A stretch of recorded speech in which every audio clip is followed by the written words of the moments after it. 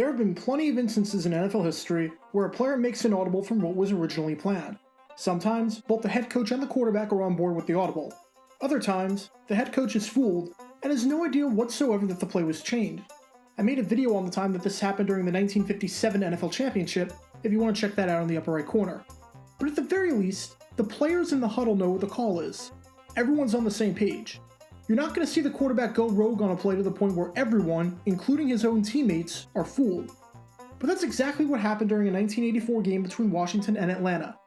This is the story of the time that Joe Theismann called a play where he was literally the only person who knew what the play was. This is the time that Theismann went off the grid. Here's the backstory going into the play. It's November 5th, 1984, and Washington is taking on Atlanta in a fairly big Monday Night Football game. For Atlanta, their season is pretty much down the drain, as they're 3-6 and entered this one on a 3-game losing streak. But for Washington, they need this win. They've lost 2 in a row, and in their quest to defend the NFC for the 3rd straight year, they're only 5-4 past the midway point. They need a win here to get back on track, especially since the Cardinals, Cowboys, and Giants, all in the NFC East, were also sitting at 6-4. Things start off well for Washington, as in the second quarter, John Riggins punches it in from a yard out to score the first points of the game. Washington leads 7-0.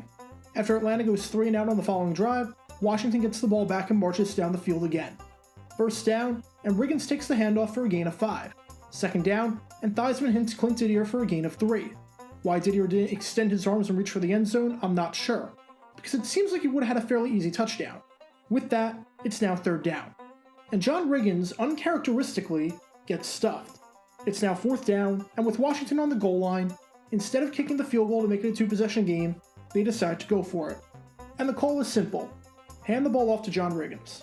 He's the best goal line halfback in football at this point, and to this day, might be the best goal line back in NFL history. Including the playoffs, from 1983 until this moment right here in 1984, he had scored 41 touchdowns. Of those 41 touchdowns, 34 of them came within 3 yards. When he scored his record 24 rushing touchdowns the year before, the vast majority of them came from the goal line. So naturally, head coach Joe Gibbs called for Theismann to hand the ball off to Riggins and have Riggins punch it in, just like he did earlier in the game and just like he had all season. Instead, this happens. Theismann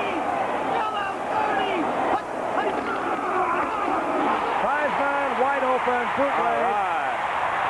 So easy. That's a good call. Gutsy. Really good call, though. Gutsy. The play fooled everyone. It was a walk-in touchdown for Joe Theismann to give Washington a 14-0 lead with the extra point. It fooled Atlanta's defense, it fooled Gibbs since that wasn't the play he called, and in a bizarre twist, it fooled every single one of Theismann's teammates. This was not the design call.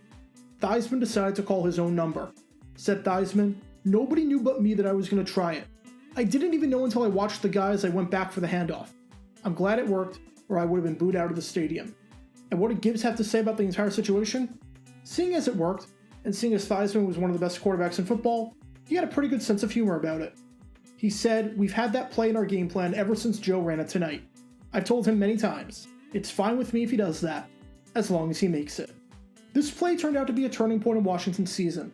They went on to win the game 27-14, finished the season winning 6 of their final 7 games, and they won the NFC East for the 3rd straight year, making this the first time in franchise history that they won their division 3 years in a row. And it was all because Theismann decided to fool the entire country. Special thanks to all our Patreon supporters for helping out the channel. Your support is greatly appreciated. See how you can become a patron and request future video topics in the description below.